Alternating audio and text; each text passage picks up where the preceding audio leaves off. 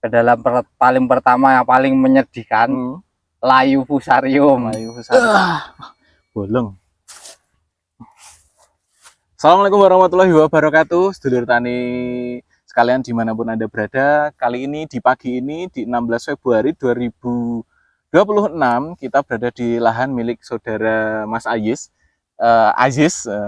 Fatkur Rahman di Dusun Gatak, Pucanganom Serumbung. Ini petani milenial yang dulu mengorbankan karirnya di ibu kota untuk bertani di kampung, dan ternyata masih banyak ya petani-petani muda seperti ini yang mau menjadi generasi penerus. Jadi kita patut apresiasi. Meskipun saya juga milenial juga yang di sini ya membantu banyak, inginnya visi misi kami itu membantu banyak petani agar tanamannya itu bisa lebih sukses, termasuk ini Mas Aziz ini. Jadi hari ini di sini di lahan ini tuh kita sedang mengaplikasikan pupuk Sinduaji untuk pertama kali, di mana kondisi tanaman di sini tuh amat sangat apa ya?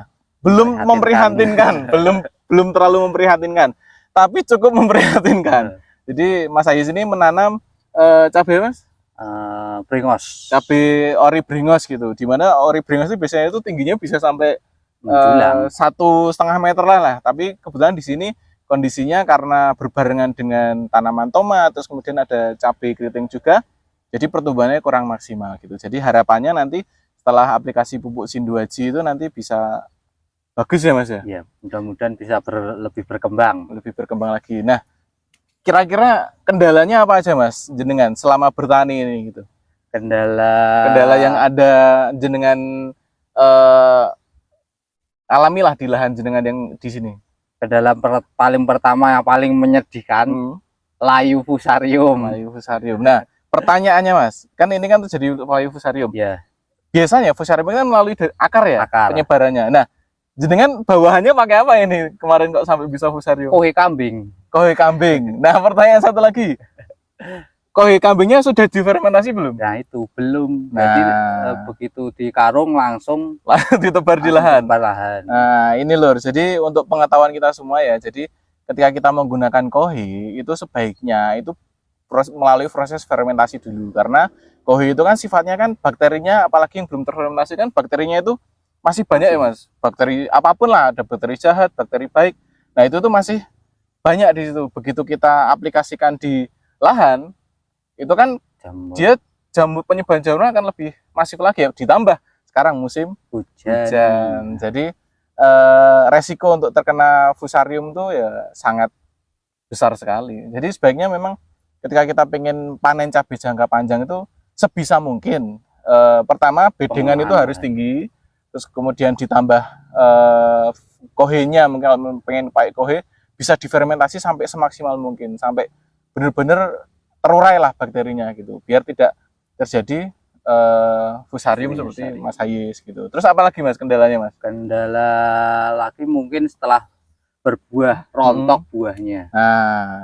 Nah ini yang jadi kendala juga, ketika sudah berbuah berarti saat fase vegetatif sudah berbunga dan rontok, fase vegetatif ini tidak maksimal gitu. Jadi nutrisi yang diambil oleh cabai, yang terserap oleh tanaman itu tidak maksimal, dan akhirnya ketika berbunga, karena ibaratnya dia itu tanamannya sakit, terus kemudian dia berproduksi berbunga, ya bunganya tidak akan kuat gitu. Ibaratnya dia tangkainya itu tidak akan kokoh gitu loh, nggak nyantel gitu. Tapi kalau tanaman itu sehat, keker, kuat gitu, ibaratnya diganduli bunga itu tuh dia tetap bisa